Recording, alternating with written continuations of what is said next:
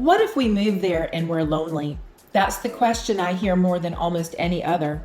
And I want to answer it honestly, not with statistics, not with a brochure, but with my own story. Because I moved to Myrtle Beach in 2015 without knowing a single soul here. No family, no friends waiting for me, no job, no social circle.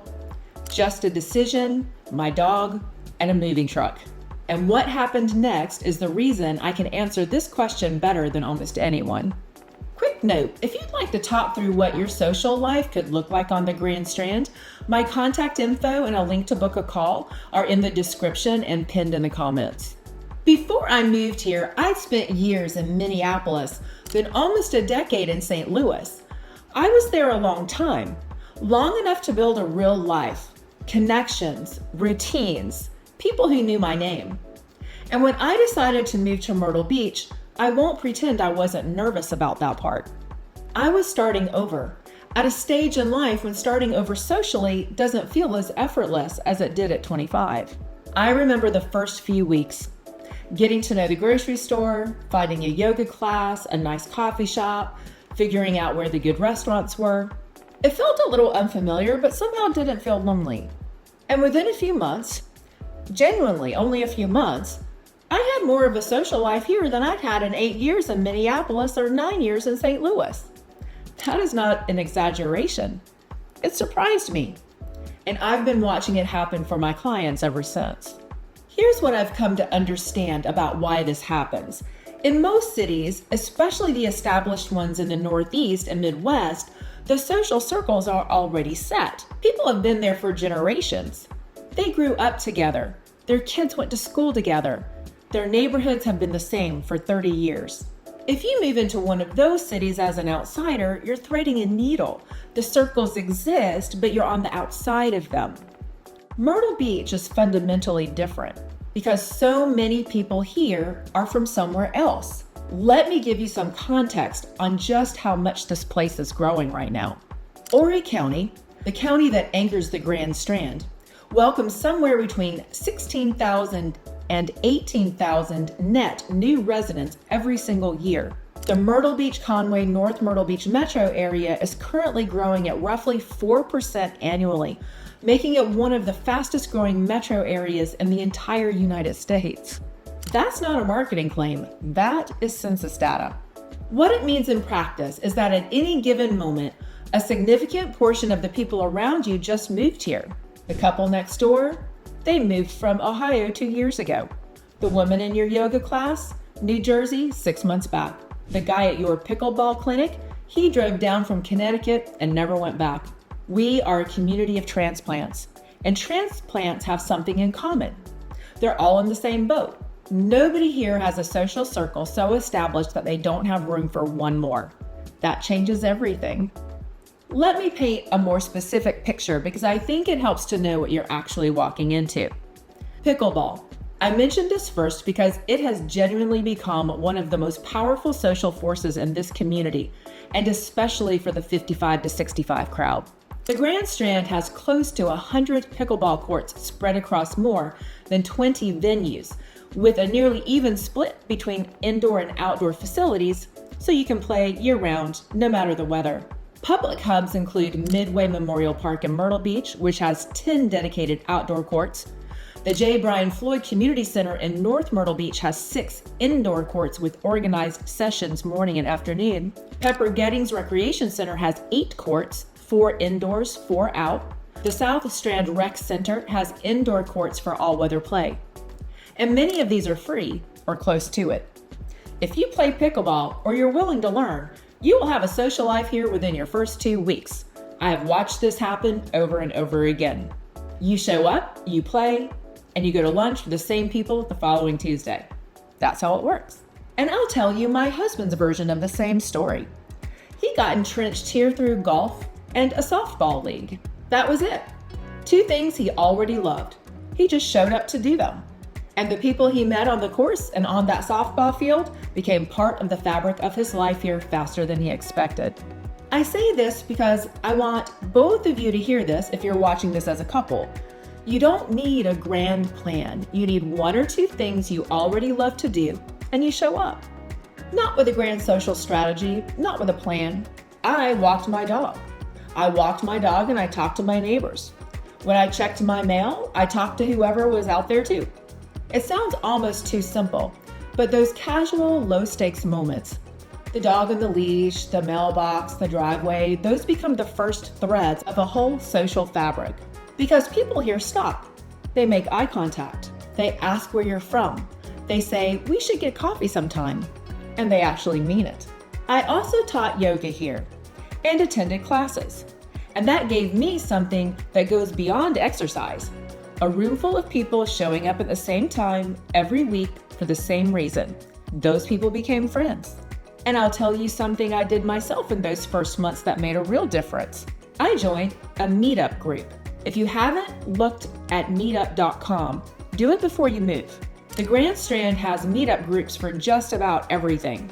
Socializing with your own age group, hiking and outdoor adventures, learning a new language, wine tasting, book discussions, photography walks, board games, cooking. I joined one of those groups in my first few months here and I made friends through it. Real ones, lasting ones. The beauty of MeetUp is that everyone showing up is showing up for the same reason. They want to meet people. There's no pretense. The intention is built in.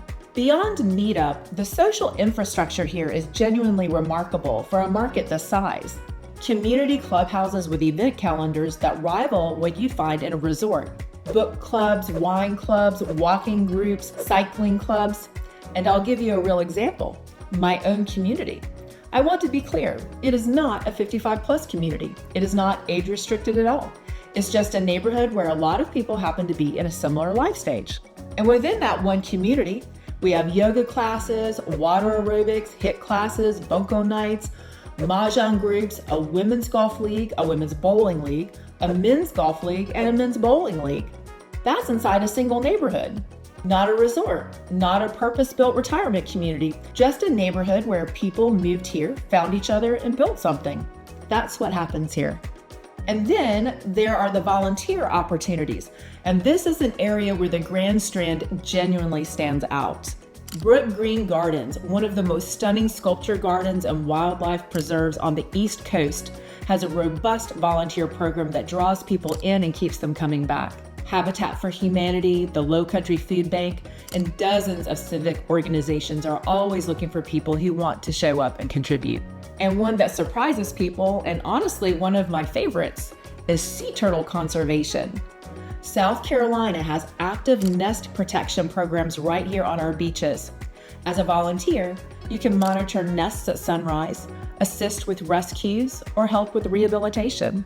You can join a local nest protection project that patrols the beach looking for overnight nesting activity. You can volunteer at the South Carolina Aquarium. And if that kind of work really gets into your heart, and for some people it absolutely does, there are programs that take it further. Conservation trips to Costa Rica, to Greece, where the same skills and the same passion travel with you. I've seen people move here thinking their most meaningful chapter was behind them and find something like this and completely change their minds. Farmers markets on Saturday mornings that become a weekly social ritual. Neighborhood pool days that turn into barbecues that turn into friendships. And the outdoor lifestyle here is its own social lubricant. When the weather is good, and here, the weather is good a lot of the year, people are outside. They're walking, they're on their porches, they're at the beach. And when people are outside, they run into each other. And when people run into each other, they talk. It sounds simple, but I've watched it change people's lives. Here's something I've noticed after years of helping people land here. Something I don't hear talked about enough. Many of the people who move to Myrtle Beach tend to be in a particular stage of life. Their kids are grown, their big career chapter is winding down or already finished. The years of running from meeting to meeting, school pickup to school pickup, obligation to obligation, those years are behind them. And they arrive here with something they haven't had in a very long time. Time. Actual, unscheduled, nobody needs anything from me time. And when you have time, and you're surrounded by other people who also have time, who also came from somewhere else, who are also figuring out this new chapter, the friendships don't just happen, they happen fast. I've watched people move here alone and have a full social calendar within 90 days. Not because they were extroverts, not because they worked at it harder than anyone else, but because the conditions here are genuinely built for it. I want to share a few things I've heard from clients, because I think it helps to hear what the other side of the sphere actually sounds like. The version I hear most often goes something like this. I was so worried about being lonely, I genuinely almost didn't make the move, and now I can't keep up with my own schedule. I've heard some version of that sentence more times than I can count. I've had clients tell me they joined a pickleball group in month 1, a book club by month 2, and we're hosting a neighbor dinner by month 4. I've had couples tell me they have more friends here now than they did in the city where they lived for 20 years.